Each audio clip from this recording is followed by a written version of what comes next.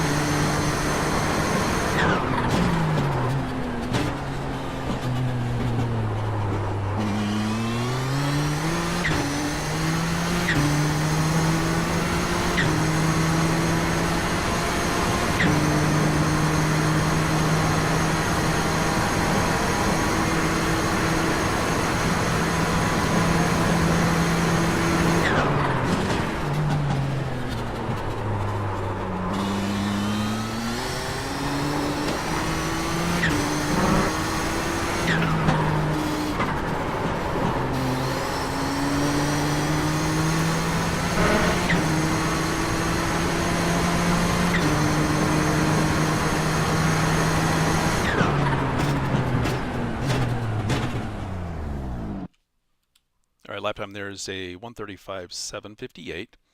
The weather we have for this week is afternoon. I use default weather for my testing and setup testing. The track temp there's a 107 Fahrenheit track temp. So very hot weather for the testing that I did here. And the good news is I jumped into a bunch of practice sessions, and I think every session I looked at was not quite this hot. So hopefully this is a little bit on the higher end for what we see on average, but we'll see how that goes. A couple of quick notes about the setup of the car and what you can do differently if you're having any trouble anywhere throughout the track is that first of all, the way I have it set up with an 8 wing is I think about an optimal amount of downforce that I think allows for the quickest lap time. However, if you're having any trouble with the consistency and as you're learning the track and as you're just trying to get laps in, I'd recommend doing that with fuel, where the car's actually a little bit more planted with the extra weight of the fuel, and also maybe bumping the wing up to 9 just as you're getting a feel for the track and practicing, just to help make sure that you can get laps in and reduce incidents that way. And that might help just get up to speed, because this track is very technical, very difficult. I haven't raced here for about 3 years, and back then it was just a couple times in GT3. And so for me, this is really learning the track and trying to find the ideal line for this car as well. So hopefully this will help get up to speed with showing the line and things that I've learned in that process. So a couple of things about the setup that you might also want to consider adjusting, just depending on how the car feels for you. The a couple of adjustments that can affect the car quite a bit and the way that it feels in corner entry and even mid corner and corner exit are the rear springs and the stiffness of the rear springs and the height, the spring perch offset of the rear spring. So making some adjustments to that can help a bit. In fact, if you're getting just a little bit of oversteer, then maybe you could soften and maybe even lower the rear a bit. Or if you need a little bit more oversteer, you could even raise and maybe stiffen the rear a bit, either or, and that can help a little bit. Now, I've also reduced the preload just a bit here on this track with some of the slower low-speed corners where I wanted to get a little bit better turn-in. The reduced preload can help get a little bit more turn-in on corner entry. That comes at a cost of understeer on throttle, which actually turns out to help a little bit here on some corners where there's a lot of risk of throttle oversteer. So as we get into those examples, I'll show the points that are risky there. So let's jump into this now, turn by turn in more detail. Go back to the start of the lap. And let me turn the audio down on the sim a bit too. Okay, so coming down into the horseshoe, turn one. I just set up on the left-hand side and I threshold brake between the 2 and the 3. So I'm going to hit about a 70% brake at about that point there, maybe 75. Any harder than this, I was having trouble locking up, and so it may be also due to the heat here of the track surface, but that's about as hard as I was able to brake there, and I just needed to make sure it was before the 2 so that I could consistently hit my turn-in point. This corner, I actually kind of apex into it early, and because of the shape of this corner, because it kind of comes out and it's a long turning, long sweeping turning angle off of turn 2, what I found was that if I kind of angled the car in here, getting up kind of close to this curbing here, then I could turn in and even use a little bit of the curbing and let the car kind of track out wider. And if I let it kind of track out a little bit wider here, then as the car continued to turn and straighten up, that I could try to straighten up this exit a little bit more.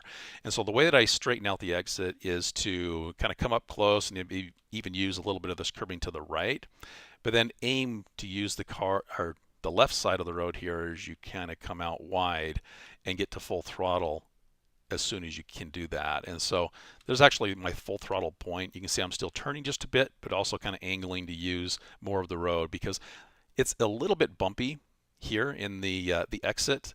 And I think the point where you've got to be really careful of a spin is, right around this point here, where if you're turning away from the left-hand side just a little bit too much at full throttle, then you can send it into a spin into a hurry here. So now the line for me is to get back over here to the right still to set up for the next corner. So while I'm over here for safety, I'm really wanting to get back over to the right here on the exit of the corner to set up for the next corner. So before we do that, let's play this through back at speed.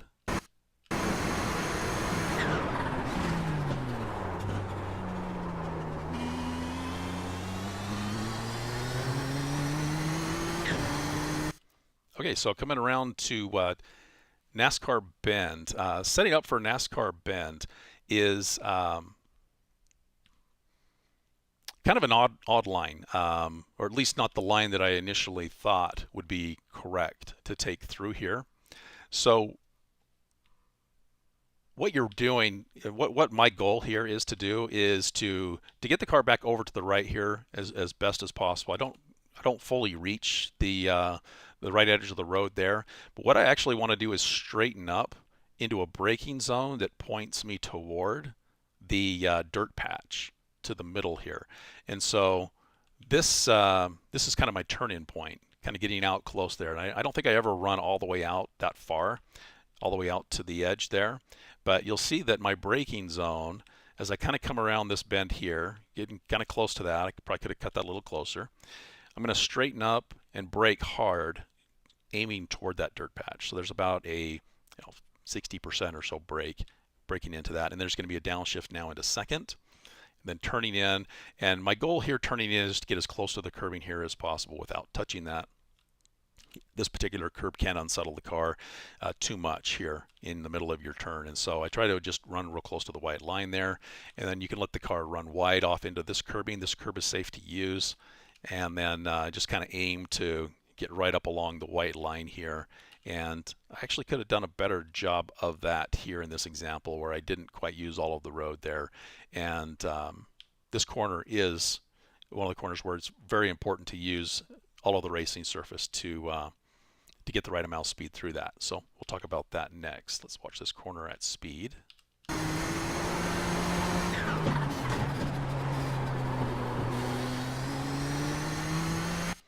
Okay, so left hook, turn 4. This is a little bit more than a 90-degree corner. It's probably about 100-degree corner, just a little bit more than 90, and you're also sacrificing your exit on this corner, so you don't want to run all the way out to the edge of the track here, because if you do so, then turn 5 is going to be real slow and real difficult. So you really want to get the car probably close to the middle of the road here.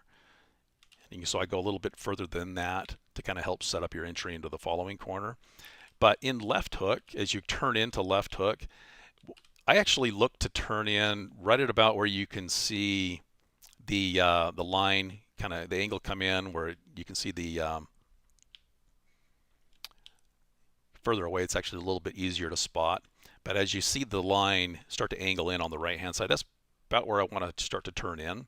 So I really want to be patient on that and use all of the road there. And like I said, I could have used a little bit more of the road there to open that up a bit better. And turning in, I'll probably graze this curb a little, and that's safe to do. But any more than that really does unsettle the car a lot. So I would avoid using too much curbing here on the left.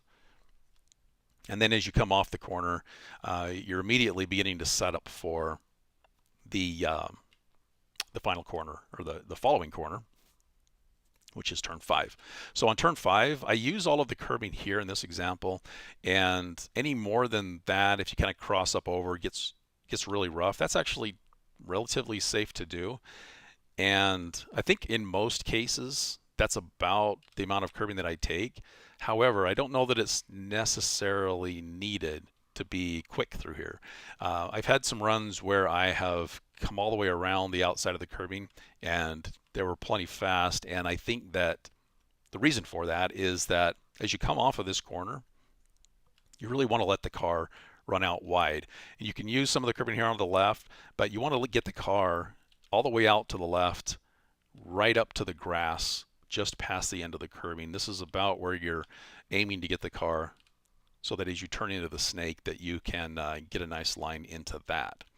So that's the goal there, is to let the car run out wide there. If you avoid that, if you avoid running too wide and turn in too soon, then you're just going to be offline into the snake here, and you're going to lose a lot of speed, and you're also probably going to end up using more curbing through here than you would like to, and you run a lot of risk by doing so. So let's go ahead and play that at speed now.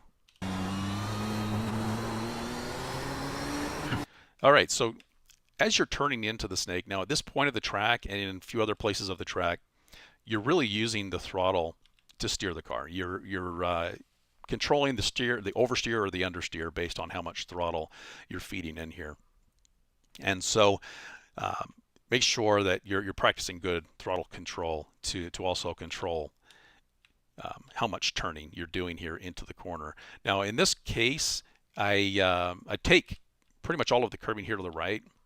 That's pretty safe to do, although I don't know that, again, that is necessarily quicker. I think my personal best through this sector is literally without taking any curb at all.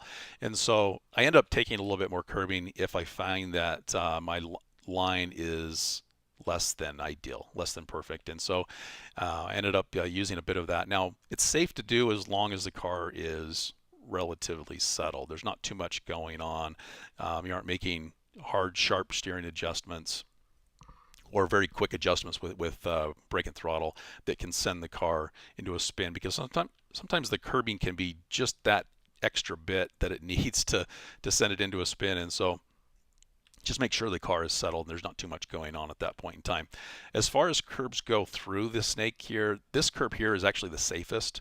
So if you have to use this curb here on the right, then that's pretty safe to use. It's definitely the easiest curb to take through here if you need to do that. So if you happen to run a little bit wide to the right there, you can use that. And I think the curb here to the left, or I'm sorry, the very first curb here is probably the second safest to take. And so more often than not, I think I do take a little bit of this curbing, although, like I say, I feel like if I get a nice perfect line through here that I don't need it.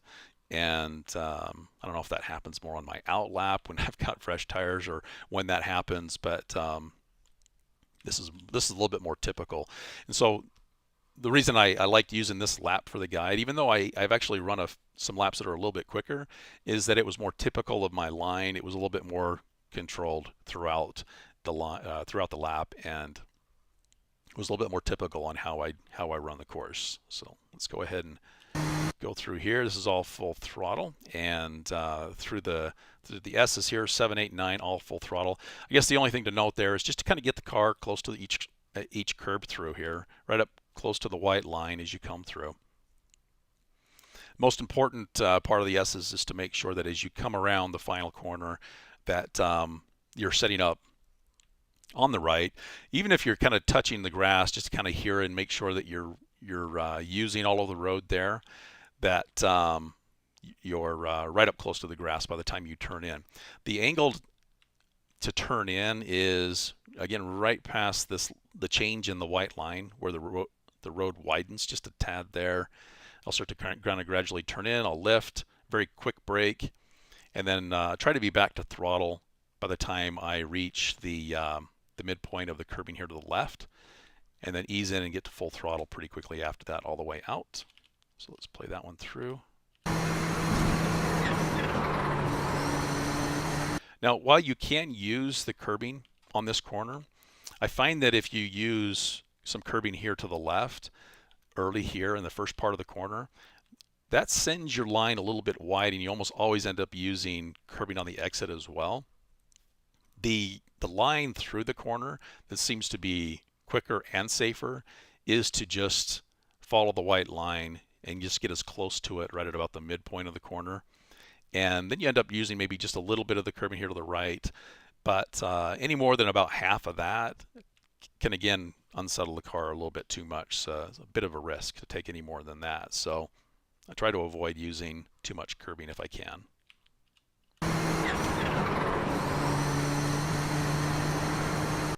All right, so coming down to turns 11 and turn 12, Oak Tree Bend. Very difficult corner to get right. So hopefully I can explain what I'm doing here, because I think that the line and the way that I took the corner here is the faster line that I've run through here, and also the line that I'm able to run pretty consistently now. I think the brake point is before the 2, and there's going to be about a 60% threshold brake just before that. The car brakes pretty efficiently here as it's kind of coming up a hill here still, and this is also where I'm actually aiming to angle it toward the curbing here on the right. I don't like to stay too wide here. I actually like to just kind of angle it in and get the car from left to right angled to get pretty close to the curbing here to the right. So you can see I'm going to actually use just a little bit of that. But you want to get your braking done early. You want to make sure that you brake hard initially and then ease off as you turn in and start to kind of gradually let off the brakes here. And from this point forward, you really just want to be doing very light 10 to 20% braking, maybe just tapping of the brakes. There's going to be a downshift into first. So let's talk about downshift here. So from fifth, I actually downshift down into to second, just off after the braking zone. There's going to be a downshift to second, turning in, and then a downshift into first. And of course, I'm just skipping gears there with the shifter. If you brake sequentially, you're just going to want to brake and downshift from fifth down into first before you get into the final corner. Now, as you're coming down to the final corner, let the car run wide, and that's kind of difficult to do because you can't see. It's a little bit blind. You can't quite see how far the road runs out. So it just takes some reps through here to get a feel for where the car is going to carry out wide. And it always feels risky because carrying too much speed into this corner is the biggest risk that you can take. And not only because if you're carrying too much speed into the corner as you're turning, the car is going to break free. You're going to lose traction and slide. But also, as you're turning, you can get a little bit of a kind of a snap, kind of an oversteer, just as you cross over between turns 10, 11, and 12 here. You can get a little bit of a kind of a snap oversteer effect. And one thing you can do to kind of help catch that if you feel that happening is to just kind of quickly crank the wheel left, tap the brakes, and kind of help get the car straightened up and settled again. And then hopefully you can get that done prior to running past the curbing here to the left. So you really want to get the car pretty close to the curbing here to the left to help open up the final corner. But if anything, I would recommend, rather than trying to set like a world record pace through here, take a little bit of a slightly safer pace to make sure you get a perfect exit. This is your best passing zone on the track. So coming across Oak Tree Bend here, making sure that you don't run wide and get off into the dirt and delay your throttle is the most important thing to do here, to make sure that you get a good throttle, the car's straightened up as you get into full throttle here, so that you get a good run off the corner. And this is, like I say, your best passing zone on the track. So my goal here as I'm coming into the corner is actually to use some of the curbing. I think I use about half of it. Any more than that is a little too rough and can actually send the car into a little bit of a bounce and can potentially delay your throttle. But I like to at least touch that a bit to make sure that I'm on my line and not running too wide, and kind of gradually easing into the throttle just as I'm coming across the curbing. 90 degree steering angle just about. And the car starts to straighten up pretty quickly from there on. And you can see I'm already straightened up on the wheel. And I'm going to very quickly go from about 70 to 100% throttle right at about that point. There was a very slight correction of the wheel as I felt the car start to slide just a little. So I might have been just slightly too eager on throttle still. So you'll see just a slight correction there. But then I'm back to full throttle right at that point. But I don't like to run any wider than the white line. I don't like to use the curbing. I just feel like if I do, then I'm still I'm angled out too far, and I'm still going to be turning too late. I'm going to be turning away from the curbing here, and I want to get the car straightened up sooner and onto throttle sooner. So the less I can avoid running wide there, I think the better that I can get to throttle sooner. So let's play that through at speed.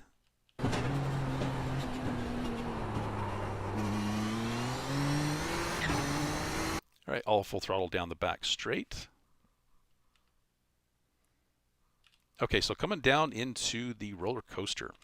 You want to avoid overslowing the car here. And in fact, I actually did overslow the car here just a bit, and I think I gave up about 0.3 through here. Even though it looks like pretty clean and pretty smooth, I think I actually just braked a little bit too much. And as I play that back through at speed, you might see that I might have been able to just carry a little bit more speed into the corner. What I'm trying to do as I turn in is to turn in and to brake kind of simultaneously, and I'm really thinking more about a 50% brake is all. And the reason for that is because you can't really brake too hard as you're turning in. You're higher risk of a lockup there, but you're carrying brake for a longer period of time as you kind of slowly, ease the car over here to the left. You want to get the car over to the left to help open up the entry into 14A. And you want to get as close to this curbing, and if you have to use just a little bit of it, it's safe to use. But you want to get as close to that curbing as you can to make sure you're getting on throttle here. The biggest risk that I've found with not only losing a lot of time, but also running off into the grass here was that if you miss this point and you're coming out wide, this grass comes up on you in a hurry as the corner kind of comes up to you really, really quickly here. And so you want to make sure you're not running wide there to get that early throttle. And of course, if you just barely touch into that grass, you're going to be sliding off down into that hill real quickly there. So you want to definitely avoid that. So turning into this corner, you want to make sure your braking is pretty well done, and maybe just lightly trailing off, and maybe slightly tapping the brakes just to make sure that you're not running too wide of the corner, to make sure that throttle point right there at that midpoint is on target. And then as you come off the corner, another area where you're going to do some throttle modulation to control the understeer or the oversteer of the car, and aiming to get pretty close to the curbing here to the left, but then also letting the car run all the way out wide to the curbing here and reaching full throttle now at that point as I shift up and getting up real close to that, maybe touching that lightly, and setting up to get the car angled in once again, pretty close to the left here to set up for the final set of corners. So before we get into that, let's play this through at speed.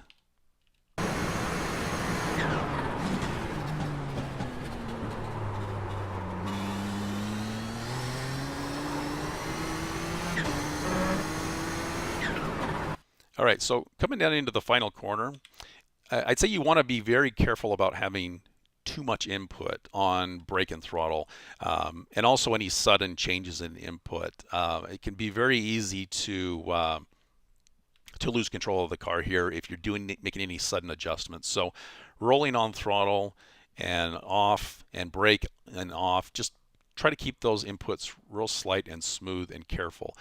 Make sure that you're running your line pretty close to the curbs here. I don't like to use really any of the curbing through these three corners here, and just to get real close to them to make sure that I'm running the line clean and I'm not unsettling the car too much, because unsettling the car through these last set of corners is pretty huge risk of sending you off into an off track, and if you get up into the grass here, you're sliding all the way to the fence, guaranteed. So as you come across down through here, the last corner, I don't worry too much about getting too close to this curbing here, because I find that if I'm trying to cut close there, then I'm probably turning right a little too much. I would rather focus on the curbing here to the left and make sure I'm just using all of the road to the left, and maybe even touching this curbing here a little bit to the left is fine, but making sure that I'm not turning away from it. Let the car straighten up and run through here. It's a little bit bumpy, and again, you want to maintain full throttle, and I think my full throttle point is right there. Could have potentially been a little sooner, and I definitely will be in cooler weather, but this was a little bit safer. And letting the car run all the way out there, and like I say, maybe touching this last curbing just a bit is safe. But don't turn away from it. Let the car come out and use all of the road here on the exit, and then full throttle all the way to the rest of the lap there. So there's a lap of VIR. Hope you found this helpful, and I'll talk to you later.